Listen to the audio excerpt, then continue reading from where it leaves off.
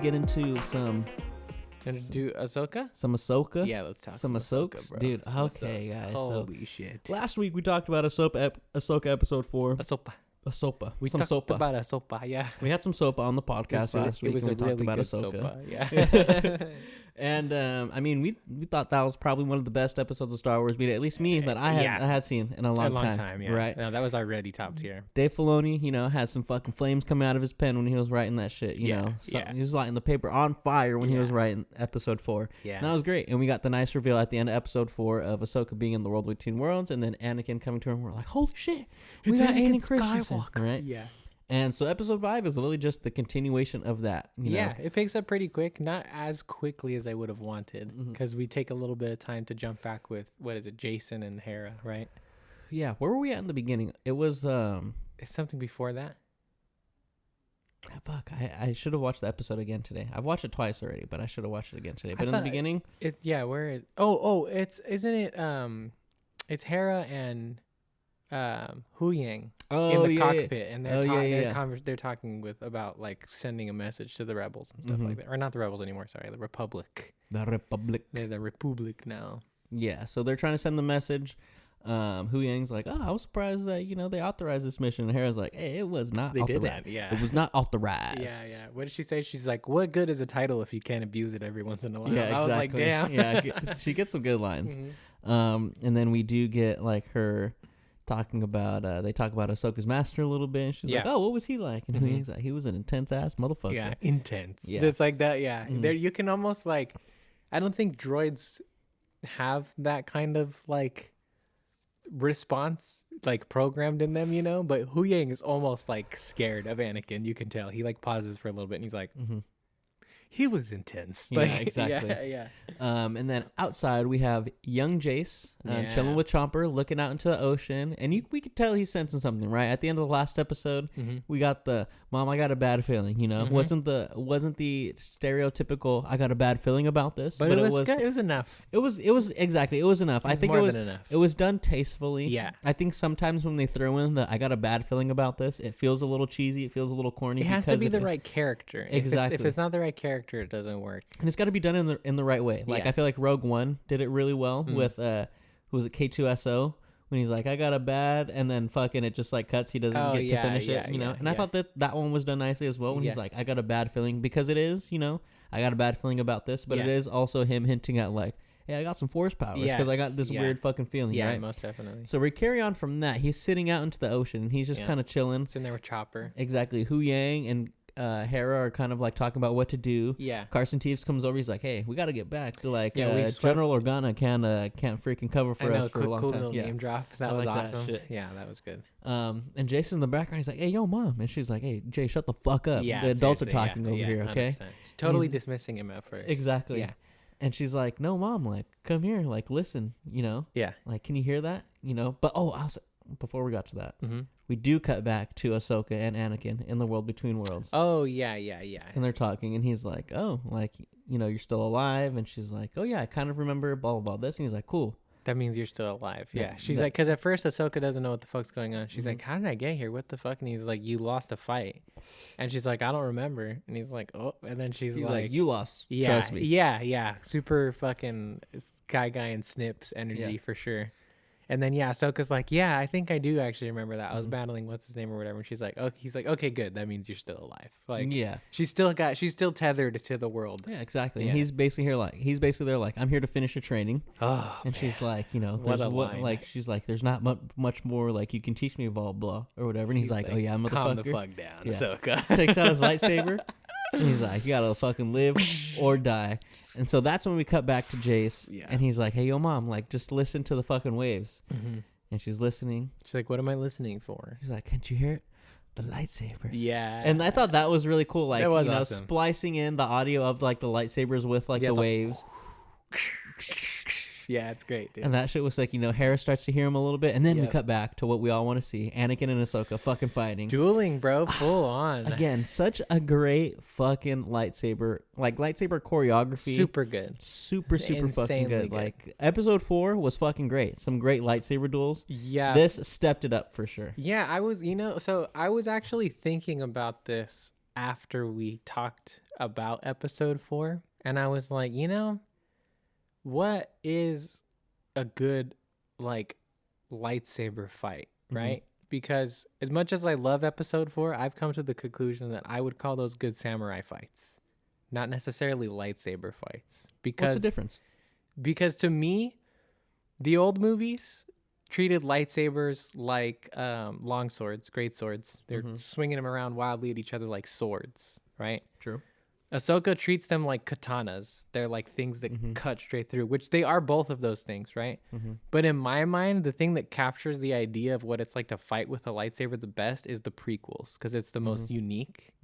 And this fight was a prequel fight. Like it was the spins and the jumps and the acrobaticism and the just awesomeness, bro. So like, again, not them trying to detract from the other ones at all. It's just this felt much closer to what I have come to the conclusion is like a true lightsaber duel. In the Star Wars universe. It's like, this shit was epic, bro.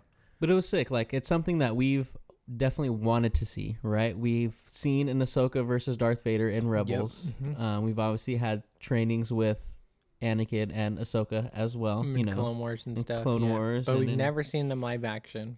Never seen them live action. I don't think we've ever seen them like fight hella crazy like this. Not really, no. Because most of the training that happens for Ahsoka is like it's like what you see in the flashbacks that we'll talk about in a bit, right? Where he's just giving her advice as they're doing battle. Because hey, what's up, bud? I was ripping it, man.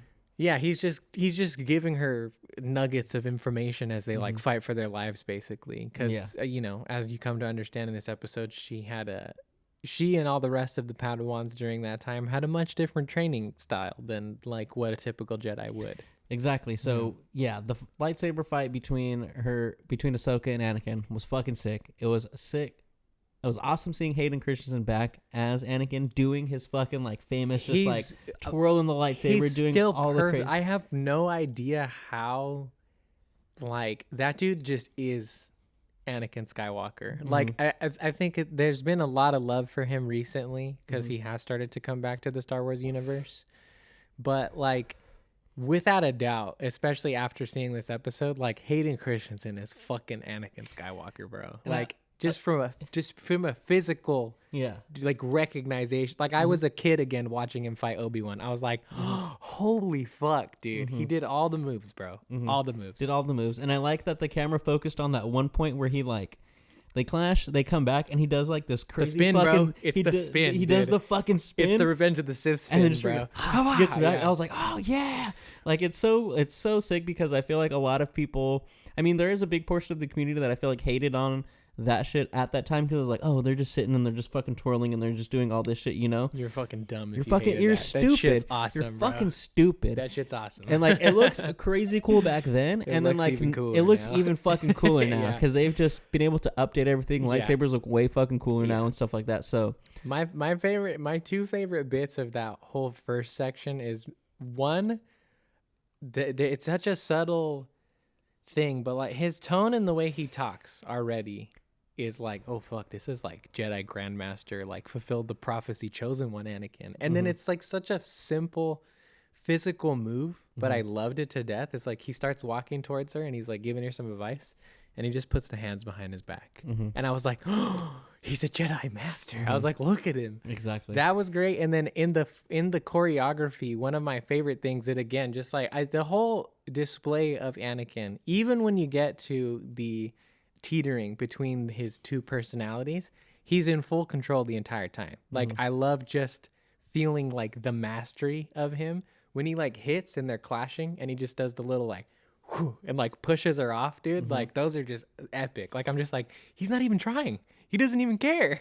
No, it's insane. He's fucking great. Yeah, so it's awesome. Let me because I wrote a bunch of notes about this my toilet thoughts. I was on the toilet when I was fucking writing all this because I was like, you know what? Let me just fucking dump your thoughts into a note while you were dumping your exactly. When I was dumping, I had to dump. Bro. Yeah, exactly. Dumping while I'm dumping. Yep. But like I said, getting Hayden back as Anakin is always great. It's always fucking exciting. It's always something that we look forward to. It's always something that we ask for. Yeah. Because again, back in the day when those prequels came out, like there was a large part of the community that didn't like his portrayal of Anakin. They didn't like the fucking emotional type shit that was fucking going on. It was also the writing. It's not his fault. Yeah, exactly. It's not his fault. But like to get him back, because I love the prequels. I was a prequel kid. I love Revenge of the Sith. That's probably my favorite Star Wars movie for sure.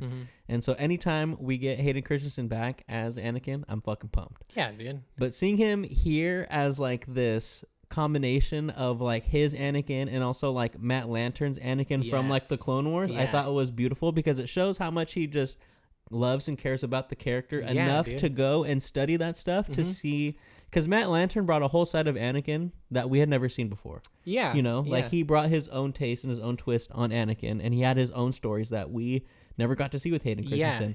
And it was great seeing him like embody both of those like styles and both of those roles and being like, hey, this is what it would be like to see them both together. Of them. Yeah. Know? What I love is that like I saw a video about this, so I'm just regurgitating somebody else's thoughts here, but that's what we do as entertainment journalists, man. It is.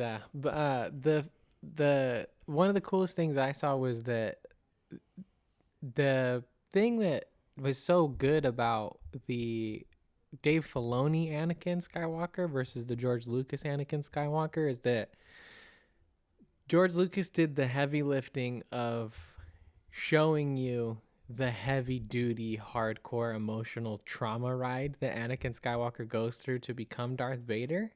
But he kind of forgot to include anything that made him likable.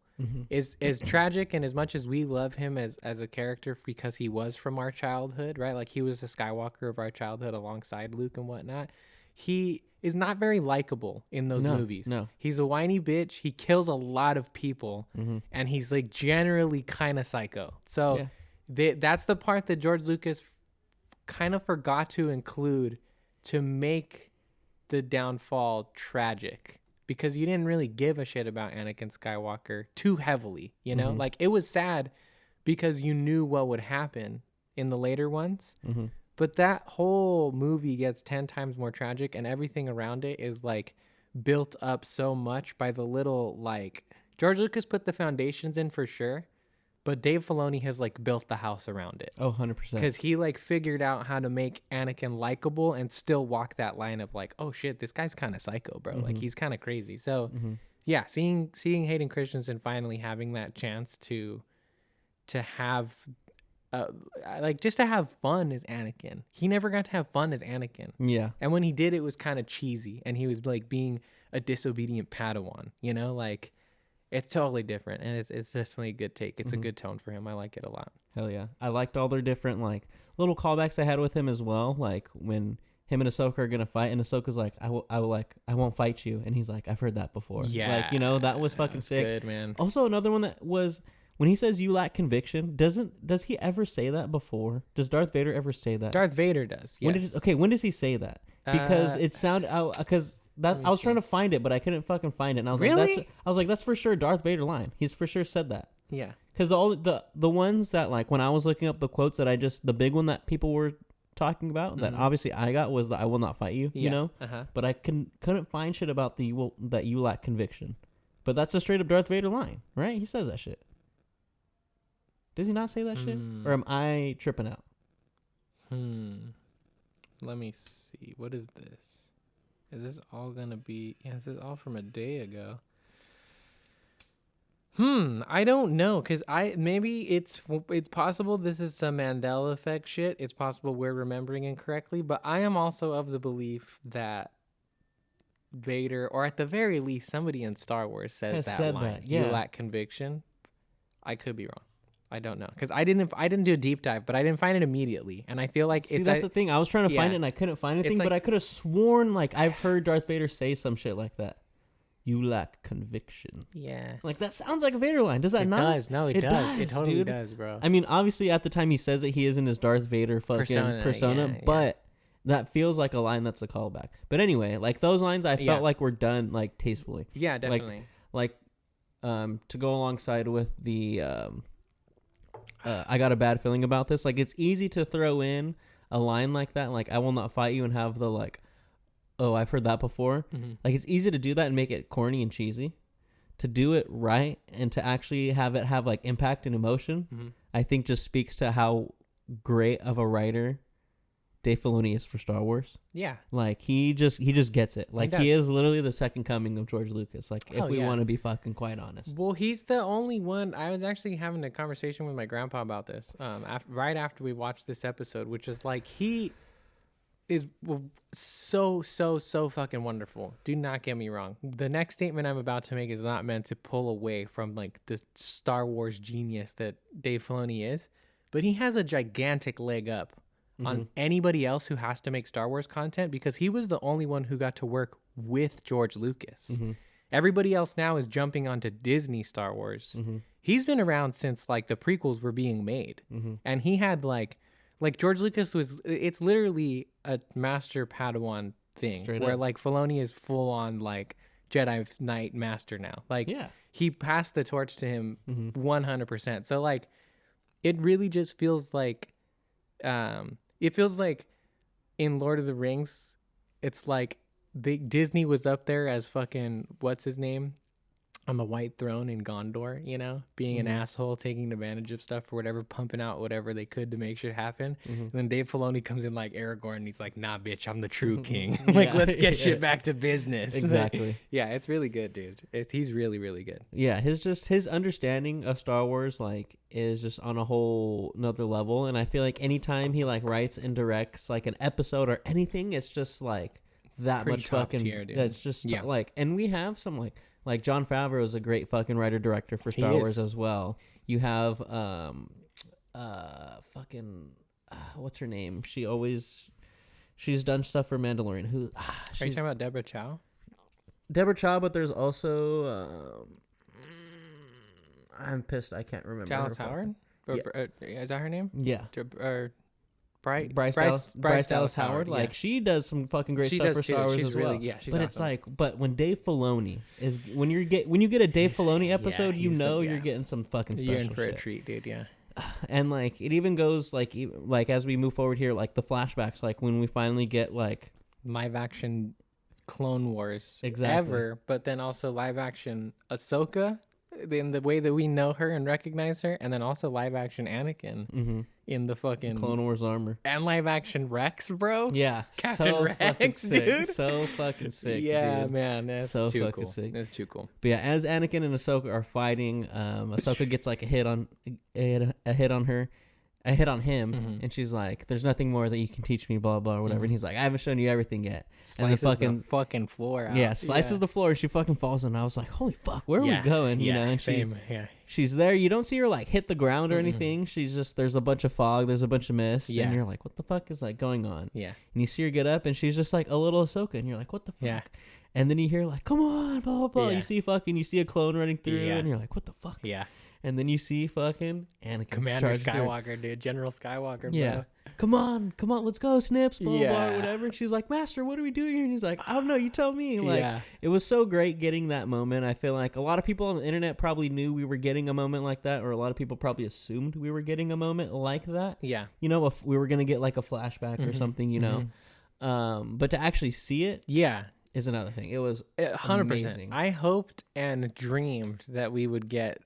I would have been so happy with just a flashback to a conversation, just to see them in those costumes and just have it be like Anakin's imparting some wisdom on her. But to have it like full on clone, like just straight up live action Clone Wars is pretty fucking crazy. I don't think I would have ever dreamed that up, dude. Like I could not have expected that to happen. It's pretty epic. Yeah. Are you looking at? Yeah, she's been in a lot. She did. Ariana Greenblatt. She played. She plays young Gamora. She does. She plays young Gamora. She plays the girl whose name I'm forgetting in 65. Okay. She's also in Barbie. Oh yeah, she plays the daughter in Barbie. Yeah, and then this too. Yeah, she's killing it, bro. She's on a roll, man. She's on crazy, a fucking roll. dude. But yeah, she looks just. I mean, perfect. You know, she has the attitude of Snips that we liked. But she embodies a young Ahsoka very well. Yeah, but yeah, getting to see a younger version of Anakin, like that mid version of Anakin that we've never seen in live action. You know, we have super young Anakin. We have episode 2 Anakin where he is, Padawan, but then we also have episode 3 Anakin. Jedi Knight, yeah. Jedi Knight Anakin. We've never seen that kind of like middle. Commander Skywalker. Yeah, we've never seen that. And we finally get to see it. fucking live action Clone War armor. It looks fucking sick. It looked really good. We've all like Star Wars fans have always been begging to fucking see live action Clone Wars armor. Yeah, the only one we need now is Obi-Wan. Yeah. Oh, dude, that would be. His is awesome with the all white gauntlets up the sleeves, bro. Yeah, that he has awesome. the sickest Clone War. He does. Armor, it's pretty epic. Yeah. Like, you know, one thing I tripped out about, super tiny, not even pet peeve. I just noticed it, especially in the side by side pictures. It's like they make his undershirt like pretty red. Mm-hmm. In the costume that they have for Ahsoka, but like I always thought it was brown, just brown underneath.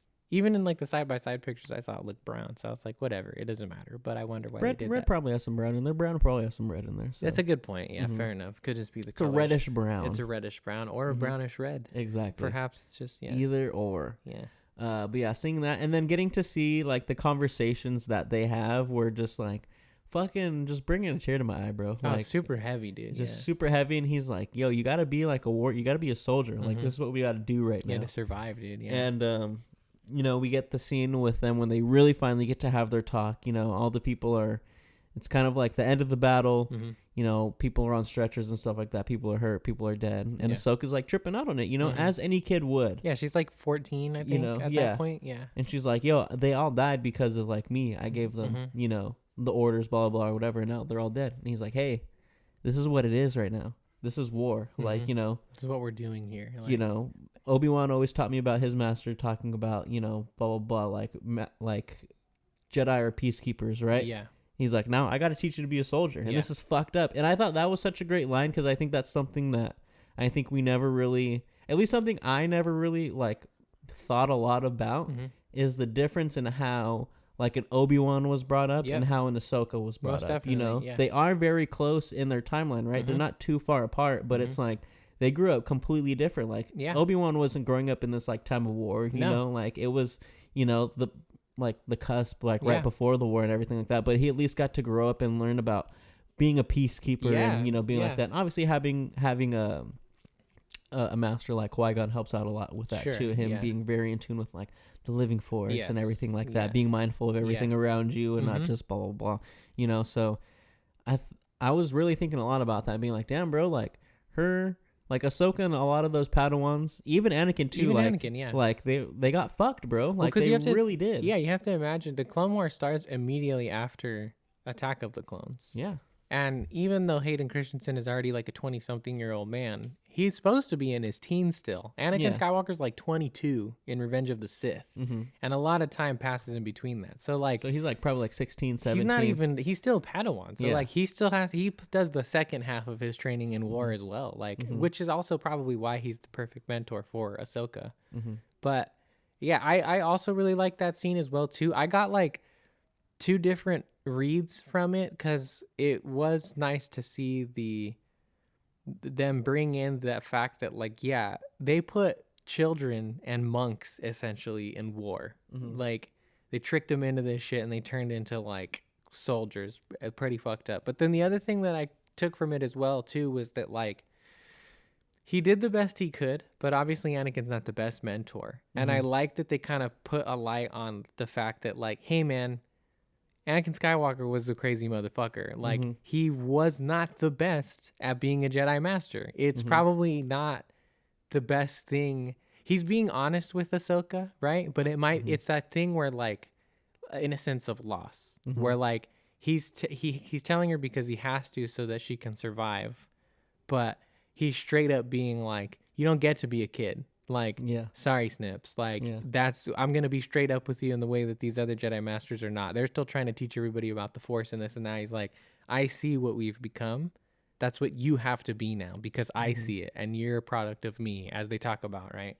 So, like, yeah, it's hardcore. It also just, it's a situation where, like, he's doing the best he can with the situation that he's given. But I was like, damn, Anakin wasn't a great master, like, but like again, they were in war, so it is what it is. But like, he handled shit very Anakin Skywalker-esque, which turned Ahsoka into a little bit of like closed off for sure. Like, we see at the end of the episode, she has a color change in terms of her outfit, right? Which I think is very indicative of the fact that like she's making peace with everything that's happened to her.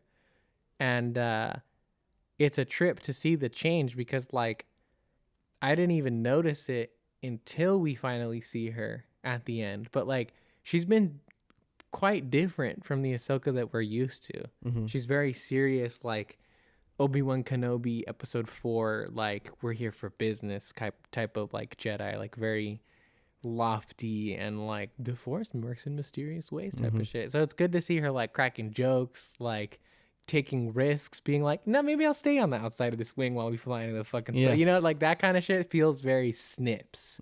And so it's nice to see her reconnecting with like the character that we grew to love in the beginning. It's awesome, dude. Oh yeah, it's crazy, dude. Yeah, it was just, I was completely like just blown away by this episode. Like, let me see what else that I have.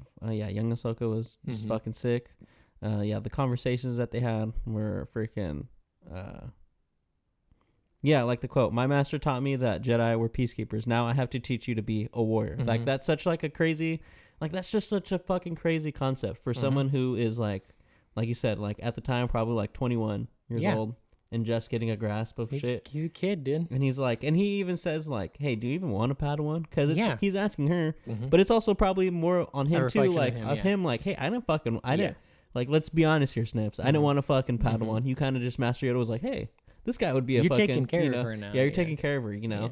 And but he's like, "Hey, like I'm just doing my best, and this is what I fucking got to do." And he's like, "Man, teaching's not all that's cracked up to be." And she's like, "What the fuck? What does that mean, bro? What does that mean?" Like he's like, "It was a joke. Yeah, I'm joking." Yeah, definitely. Yeah. And he's like, I like I said, I just really like that conversation because he's like, she goes like, "Oh, you're just gonna start joking now?" He's like, "Well, what do you want me to fucking do?" You know what I'm saying? Like, I'm trying to make it better, man. Like, like this is the best that we can fucking do right now. So he does ask her very genuinely too, like, "What do you need from me? Like, what do you want from me?" Like, he's aggressive about it and he's being a little bit hard-headed, but he is asking her like, "What do you want from me? Like, we're in war, dude. Like, what can I do to make this feel slightly normal in like some way or another for you?" Because like seeing her.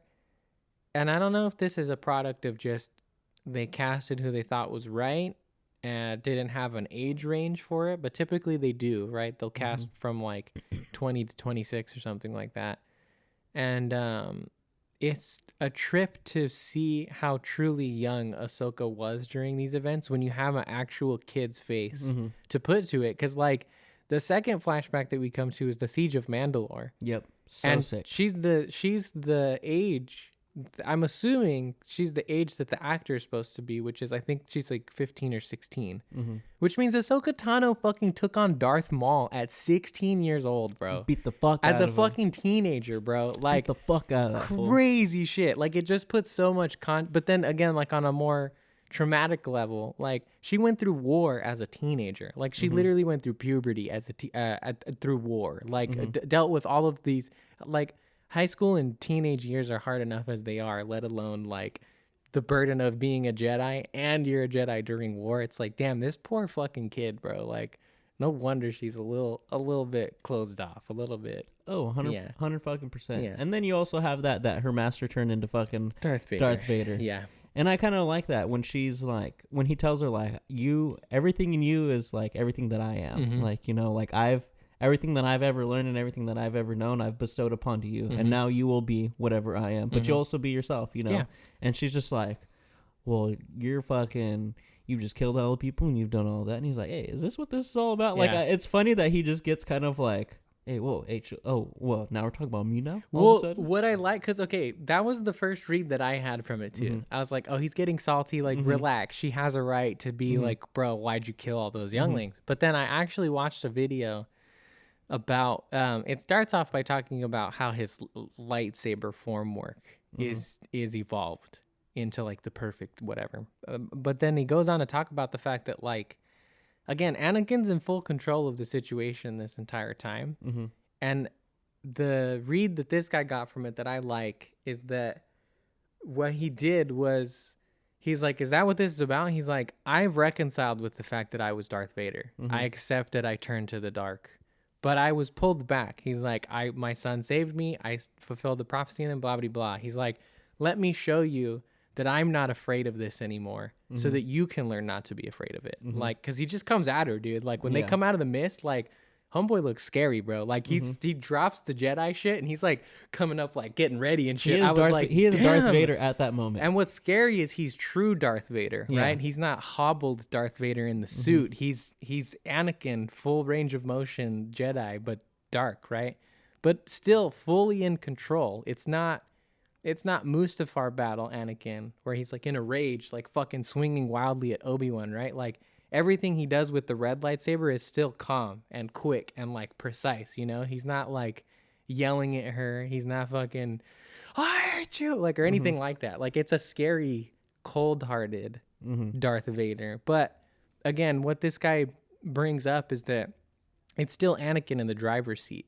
He's just tapping into the Darth Vader persona, which again, at this point, he's accepted that was a part of me. I'm not going to get rid of that. I was Darth Vader and I was Anakin Skywalker. Now you got to get over it. Exactly. So he's like, face it if you need to. That's why he's like, oh, I thought you're over that. Let's do it again if you need to. Like, let's go. Yeah, like, that's the final like aha moment. Like, hey, this is what we're here. Because she's constantly like, what are we here for? What are we doing this? And like for her to be like, obviously to say that to him where you're like, oh, like your path was just, you know, death and destruction and blah, blah, blah. And he's like, oh, so this is what this is about. Yeah. This is why we're seeing all of this. All right, well, let's get to the meat and potatoes then. Yeah, like, let's cut to the chase here. Yeah.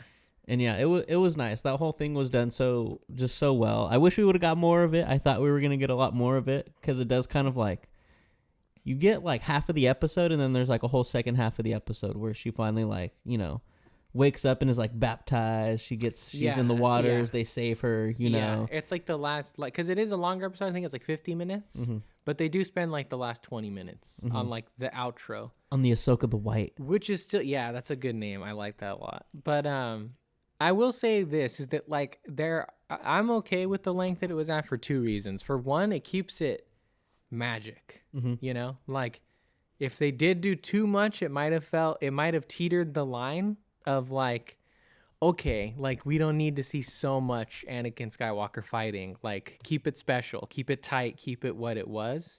And then on top of that too, the rest of the episode was satisfying as fuck. Oh, it was so the rest great. of the episode was crazy on its own. Like I was like, holy shit, dude. Yeah. I wrote everything was a surprise. Like this episode, everything was a surprise. Yes, yeah. And that's what I love so much about getting back to in Star Wars or just even like just any movie in general. I feel like sometimes nowadays it's pretty easy to be like, oh, this is going to fucking happen in a movie. Yeah.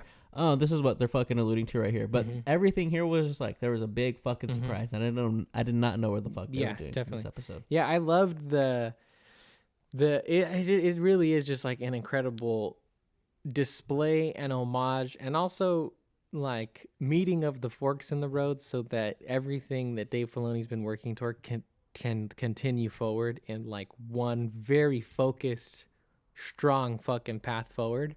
But it really felt to me like he's like, first half of the episode, he's like, hey, check this out. Remember when I made Clone Wars? Yeah, it's pretty good, right? And then he's like, yeah, kiss it. It's cool. And then he like gets to fucking the second half and he's like, but guess what? I also made Rebels, bitch. It's crazy, bro. I was like, dude, how? What the fuck? Because like it really is. The first half of the episode is like Clone Wars. It's the culmination of everything he did in Clone Wars. And then the second half of the episode is the culmination of everything he did in Rebels. And now we're just ready for like the Rebels versus Thrawn, bro. And it's like, fucking so good. So good. I can only imagine how satisfied he is as a creator right now to just be where he is, you know? And I'm sure he's got so much more in store for us for what the end. Because the other thing too, to calm down a little bit, sorry, I got very hyped there. Yeah, with my little muscle, with the flexing analogy. But the other thing too is that the takeaway that I got from the end of their moment together, Anakin and Ahsoka, is at the very end, there's a really heavy flurry. Ahsoka loses her lightsaber. She like parries Anakin and disarms him and takes his and then has the red blade to his throat. And she's teetering. You can see the reflection of the red in her eyes. She already had the darker moment that we saw where she like flings fucking, what's her name? Shin Hati, right? Against the wall. And then she stops. She refrains.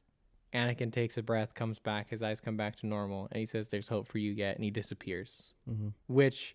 For one, again, I appreciate the restraint, right? They could have very easily done some cheesy homage, some really heavy speech. Hayden Christensen could have delivered like a famous Star Wars line, whatever, right?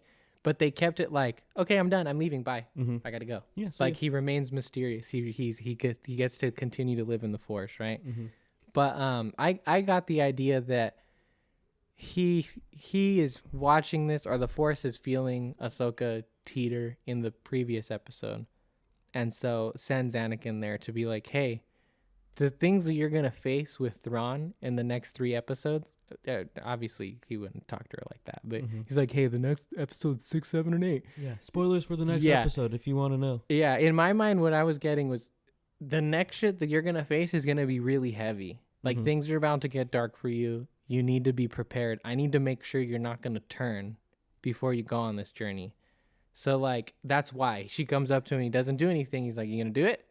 You gonna give it a dark side? You gonna kill me? And she's like, no. And he's like, good. That's the snips I know. That's what I was looking for. Yes, exactly. So she's prepared. She's ready. But I still think that there are hardships, obviously, in the journey ahead. You know, because you can't have her be fully 100% perfect Jedi halfway through the series. You know, she's still got to have some struggles at the end of this.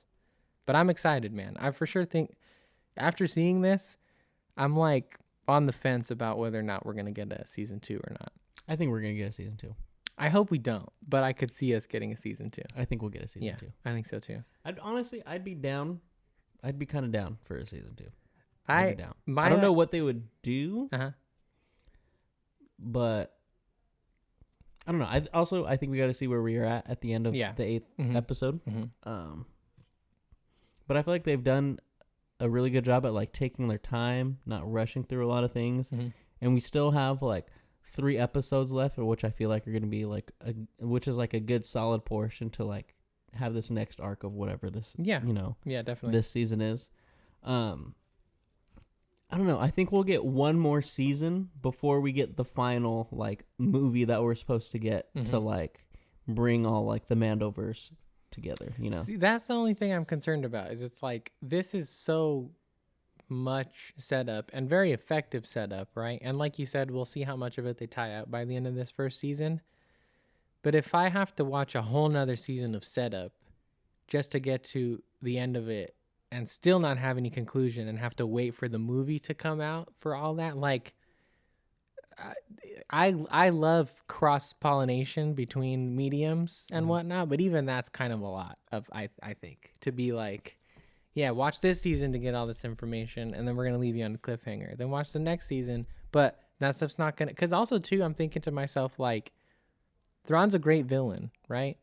But how big are they going to make this event without disrupting what also exists outside of it, right? Because like if Thrawn comes back in full force the way he's like quote unquote supposed to in the Heir to the Empire story, it's like Palpatine all over again. Like this is another fucking rebel war and shit like that. So I'm curious to see if they're gonna push that far or if they're gonna do something more condensed.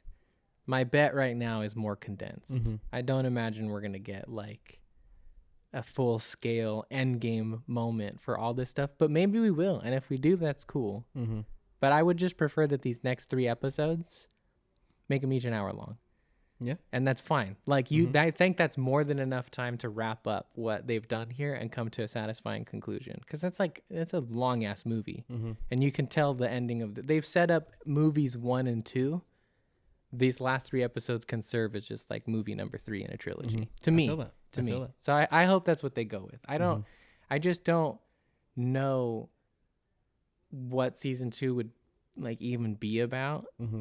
Maybe we get more Ezra in season 2 because we haven't gotten anything with Ezra. That's true. We haven't gotten anything with Thrawn at all. We've just heard his name. We've just literally just heard Ezra's name and we've just heard Thrawn's name. We haven't gotten anything with them.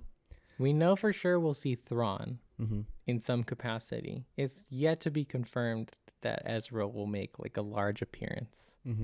I still think he's going to be the cliffhanger of this season. I think they'll deal with Thrawn and they're going to be trying to find Ezra the whole time over these next few episodes. And then I have a feeling Thrawn's going to go back to the galaxy proper and Ahsoka and Sabine and Huyang, and then we'll be stranded. But they'll find Ezra. So it's like a glitter of hope in their defeat or whatever at the end of this. Next season will be them getting back. Yeah, exactly. That's what I think. That just maybe that's just like I come to realize that's just Infinity War and Endgame. Now that I think about it, it's just Iron Man. But that was really good though. So just do that. Why not? Who cares, man? Yeah. But yeah, the ending of this episode was super sick because after we get Ahsoka's whole baptism and she wakes up, we do get Ahsoka without her headdress. Looks kind of weird. Don't ever want to see it ever again. It is trippy. If I'm being quite honest, it is trippy. Yeah, I don't need to see her bald head. Bald head. Yeah. But yeah, it was nice. We get to see live action Purgles again. We get to see them up close and personal. They look really good. Oh, they look so fucking good. Again, fantastic. The scale, I say it every week, the scale of this show is ginormous, and it's amazing because I don't think we've ever gotten a show like this that feels this big. No, yeah, definitely not. At least a Star Wars show. Yeah. This episode premiered in theaters in Los Angeles because they knew, and you can tell, like, I was jealous because I read that before, and like there was a couple of shots in The World Between Worlds, and once we get to this section where I was like, fuck, I really wish I saw that on a big ass screen. Like, it would have been something to behold. When they finally see all the Purgles, like, in the fucking, dude, when they're like, okay, Ahsoka's got to figure out how to fucking get us there. And she's like, oh yeah, the Purgles. It was nice that it was more simple, and it wasn't like, we had the theory that it was like fucking burned in her hand and shit like that. Yeah. That would have been still pretty cool. But I agree. Like how Dave Filoni's like, no, space whales. Yep. Yeah. And it's also, I like it because it's very much like, it reminds me more of like classic Star Wars, where it's like there's a plan, they're gonna go and they're gonna try to stop Thrawn and Ezra, but they don't know how to get there. You're just gonna trust in the Force and go along with what happens. Like, trust in the Force. They jump in the fucking whale's mouth and she's like, so where is it taking us? She's like, I don't know. She's like, what? She's like, do you know it's gonna take us to the right place? He's like, nope. But I know if we stay here, we definitely won't get to that other galaxy. So we might as well take the chance. And I'm like, fuck yeah, dude. That's good shit right there. That feels like some proper Jedi shit of like, I don't know why we're going this way, but it feels right. So also, let's just go. Ahsoka being more Snips. And then like the stoic, like serious Ahsoka. Yeah, she's jokey. She's like kind of poking fun at Hu Yang a little bit. Not poking fun at him, but like teasing him a little. Yeah. Yeah. It's good. Like the way she says, like when he's like when you said, when he goes, oh, so do we know like that we're going to take him there? Or do we know where we're going? And she's like, no, I don't know. Like it felt very like Snips. Yes, definitely. I was like, wow, that was snippy. Perfect. Yeah. No, I don't know where they're going. Yeah, it's awesome. Trust in the Force, Hu Yang. Yeah, dude, it's really, really good. For all this work with the Jedi, Hu Yang does not trust in the Force, bro. No, of course not. He's a fucking droid. Why would he? Goes against everything he believes. But yeah, I like the. Like I don't even know what to reference it for, but it's just like that. It reminds me of the shot in The Last Jedi. Again, like one of my favorite shots in Star Wars as well, of just like scaling how large a not problem but like situation can be, and how calm and still a tiny little Jedi can be in the face of adversity. Like the one I'm thinking from Last Jedi is Luke facing off against the walkers. And then same thing here, like Ahsoka's standing in front of like a space whale that's like fucking 5 times as big as the other ones, the Purgles, right? And she's just like, hey, what's up, buddy? Like so calm, so collected. I'm just like, damn, Jedi are cool as fuck, bro. Hey, where you going? Yeah, straight out. She's just like, hey, man. Like, literally, she's fucking hitchhiking out there, bro. She's like, you think I can catch a ride, dude? Like, it's so good. I love it. Yeah. And the space whale, the Purgle opens its mouth. Hu Yang gets right in there. And they fucking take off. And I thought seeing that shit in live action was fucking awesome. Yeah, it looked really cool. One thing I did notice, because I saw some clips from Rebels, is they toned... so itchy, bro. Itchy eyeballs? They definitely toned down the color of the Purgles. My balls is itchy. My balls is itchy. I'm sweaty. You seen that video? I'm sweating. Yeah. Most goddamn golfing I do. Oh yeah, the one with the little kid in the back seat. And he's like, I'm sweaty. My back and my balls are sweaty. Yeah. But yeah, they toned down the color of the Purgles. I noticed they're like purple in Rebels, and like and they're just like kind of like dark. Like they look like whales. Whales. Yeah. Which makes sense. It's live action. But yeah, the other thing I can think about besides cool Anakin Skywalker shit is I really like the tension of that last sequence there too, because you have what's his name, Captain Carson. Carson Teva. Kind of like trying to stall the fleet that shows up, right? And then like you see Ahsoka doing the thing, and Hera's like, "Hurry up, blah blah blah," and then that moment of like, "Why don't you see for yourself, General," or whatever, and then like, or what is he's like, "You might want to get out of the way," or something, and just like the fleet of Purgles coming out of the fucking atmosphere. I was like, "Damn, son, this is beautiful." Maneuvers. Yeah, that shit was awesome. This is a good build up, good setup, and super satisfying. It was great, and then we have the classic Star Wars. They leave in hyperspace, and then the fucking. I mean, it doesn't spinning. Do that. Yeah. It's good shit, dude. Yeah, it's fucking great, man. But yeah, guys, Ahsoka episode 5. That shit was awesome. If you haven't checked it out, if you haven't checked out any of Ahsoka, fucking check that shit out. I don't know what you're doing. I don't know why you're sleeping on it. Yeah, you should go watch it, especially if you're a Star Wars fan. Yeah, if you're a Star Wars fan and you're not watching this, you're fucking not a Star Wars fan. I'll tell you that. Don't have access. You're a fake fan. You probably just don't have access to the internet. If you don't have access to the internet, I don't know how you're listening to this right now. Magic. But shout out to you. But yes, go check out Ahsoka episode 5. Let us know what you think down in the comments below. Did you like it? Did you not like it? If you didn't like it, you fucking suck. Yeah, did you like seeing young Anakin? Do you want to see more live action Anakin? I would definitely love to. Don't think we need more. No. For sure not. I hate on the internet people like, we need live action Ahsoka, Anakin, and Rex stuff. No, I'm like, don't. Just go watch the Clone Wars, you fucking lazy pieces of shit. It's way better than anything they would ever do in live action anyway. Yeah, and we don't need it. Like, we don't... Star Wars is... We're trying to do some new, fresh shit with Star Wars, you know? We don't need that stuff. If you want to see Anakin and Ahsoka stuff, literally go watch the Clone Wars. It already exists, and it's fucking great. You don't need to ask for it. You already have it. Exactly. Yeah. It's like when fucking... You're in the car with your parents and you're like, can we go to McDonald's? And like, no, we have food at home. Yeah, exactly. That's exactly what this fucking is. Go home and eat, dude. You want McDonald's, but no, there's literally food for you at home right now. Go home and eat. There's good food for you at home right now. Yeah, it's true. You don't need no McDonald's. Nope. It might taste nice, but you don't need it. You don't. It's going to be better for you. But yeah, Ahsoka episode 5. Let us know what you think. Go watch it. It's a 12 Go out watch of 10. that shit.